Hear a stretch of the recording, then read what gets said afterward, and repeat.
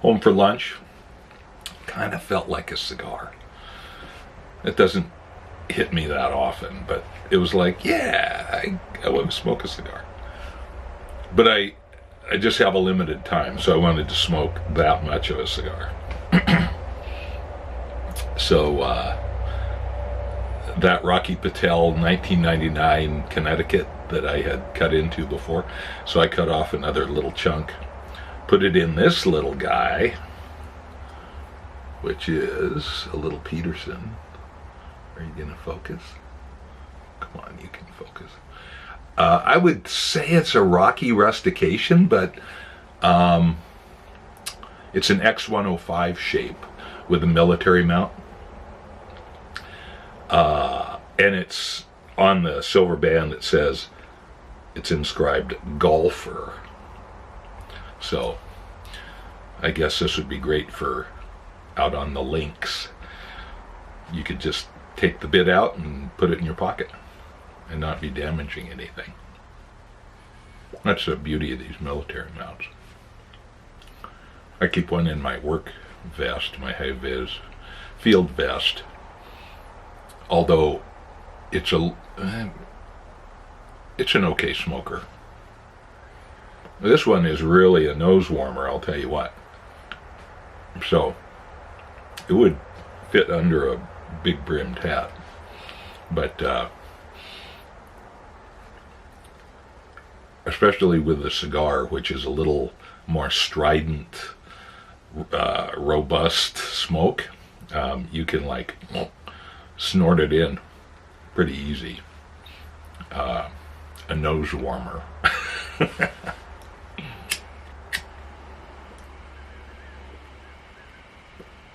But that cigar just fits right in there.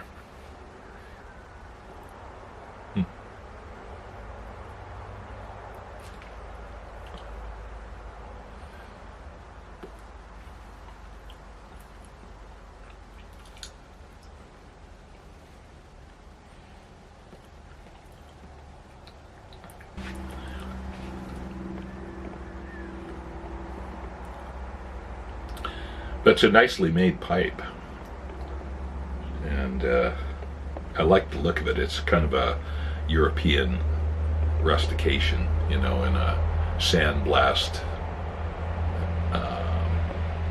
You can see the waves of the wood, or maybe not. I don't know. Anyway, I haven't smoked this in a while. That's the great thing about pipes is, you know, whatever the mood strikes you, and it strikes differently every time, pretty much. So having a few pipes allows you to enjoy. Gosh, I haven't smoked this pipe in for. It's like a new pipe, even though I got this. Seems to me I got it on eBay as an estate pipe, but it was in good shape. That was a while ago.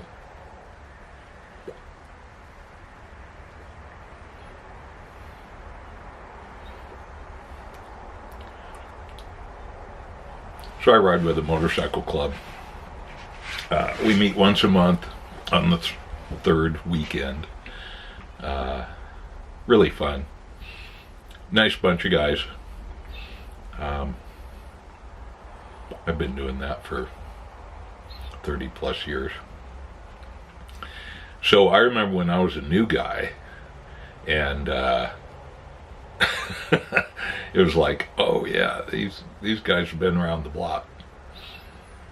So, you know, they're all pretty well dying off, aging out, as it were.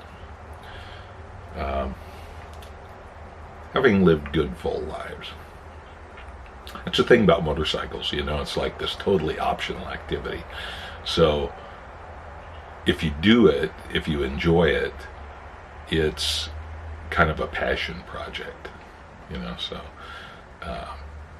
getting together with other people who are similarly inclined is like really a lot of fun. So, and it's a camping club, so we'll reserve a group site somewhere on that third weekend during the summer months. And all meet up and set up our tents and sit around the campfire and have a great time. Kind of old school style socializing. See, I am a finger tamper no matter what. You just are able to feel stuff with your finger. I mean, yeah, it gets a little darkened, but, you know, we're guys, so what?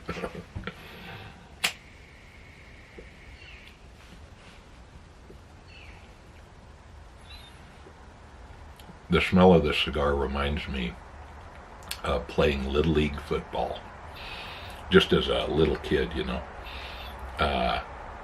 And for several formative years, the coaches were cab drivers, and just rough and tough, you know. I mean, it was like, I don't know why they did it, but it was great for us kids because they were role models. You know, a lot of us came from, although we came from, you know, a swath of society, but a lot of us were like upper middle class kids, you know, so our parents were professionals or whatever.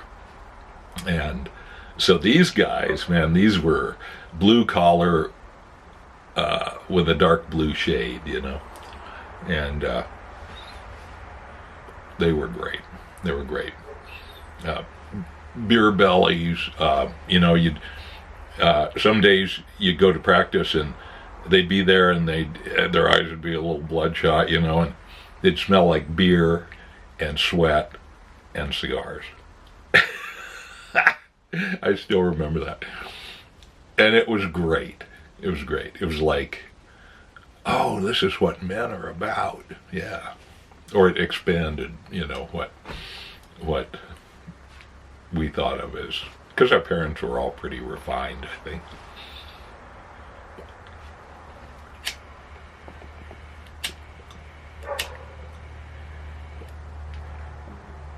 Although I remember one guy, his dad was a mechanic at the local Texaco, and so I'd catch a ride with him sometimes to practice if I didn't bicycle. And his dad just like reeked of motor oil and grease. He was just like covered in grease. It was great. Anyway, good kid memories. So anyway, back to the bike club.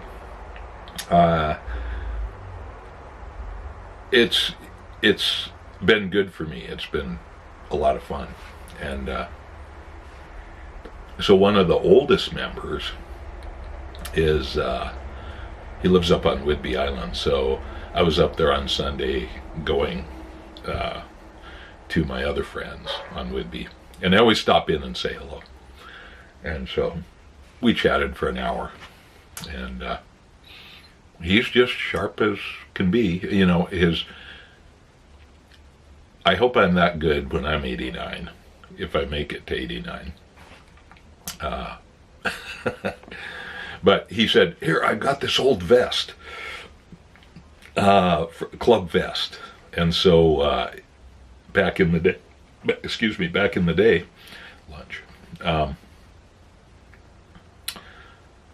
the vests were like Carhartt tan with a patch on them.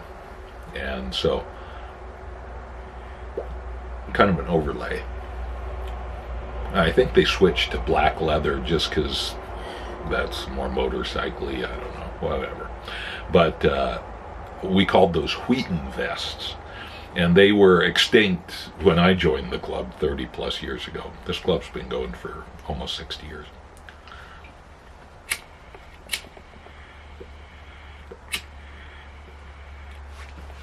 So he said, here, I've got this vest. You can have it. It doesn't fit me. But it'll be good for the archives. So the club archives, which we're kind of collecting and thinking of donating to, who knows, maybe the Museum of History and Industry, in Seattle or something like that. I don't know. We'll see. But we're collecting it all. A lot of old photos, you know. So this vest didn't have a back patch on it, but he had a leather vest. Again, it was way too small. It didn't fit me. They said, why don't you take the patch from that leather vest and give the leather vest to one of the other guys, and put the patch on the Wheaton vest, and that'll be kind of complete it, you know. So I did that. I cut off the patch, and on the back of that patch, it was signed by all the members like 45 years ago.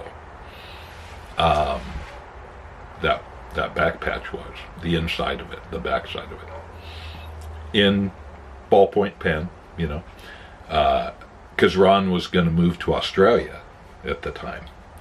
And so there were all these well wishes written in by all these guys who are all now gone. And so it was, when I pulled that patch off, I'm sure when I bring that up, Ron will remember that, but he didn't mention it. So it just, and all that ballpoint ink written on, you know, cotton fabric, basically, is what those patches are, would have just disappeared, faded out, if it hadn't been protected by being on the backside and then sewn on another vest. So, little history revealed, little club archaeology. So that was a lot of fun. And I knew some of the guys that had written stuff on there. A lot of them I didn't, and I've seen their names in the archives, but I never knew them. So it was just a little bit of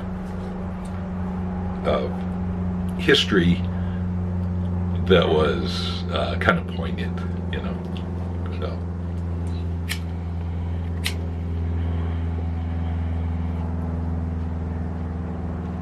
and all those guys were having great experiences, intense motorcycle camping. You know, there's an element of danger with motorcycling. So they were experiencing all those things that the current club experiences. And we kind of forget that people before us had just as intense, maybe more so, experiences than we do. But it's, you know, experiences are just, they just kind of vaporize and are gone until there's some kind of anchor point like the back of this patch that recalls that.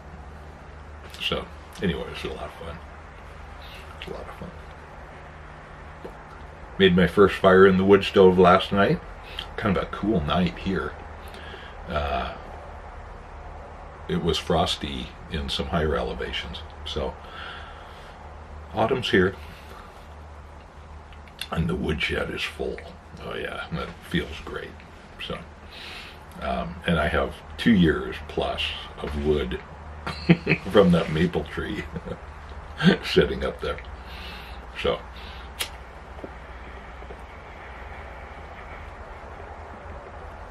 a full woodshed is a happy woodshed. That's for sure.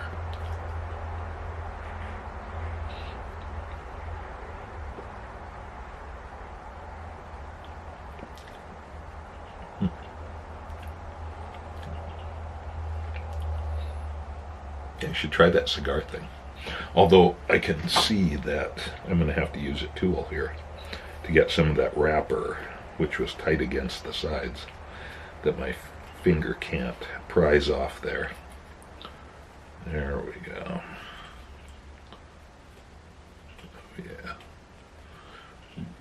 Yeah. Connecticut wrapper.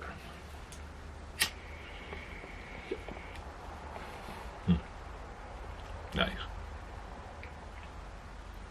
Yeah. So I should get back to work here. But it's fun to have a little smoke sometimes. Come home and have a little better lunch than if you're at work and people are calling you, and it kind of separates the two, makes for a more relaxed lunch.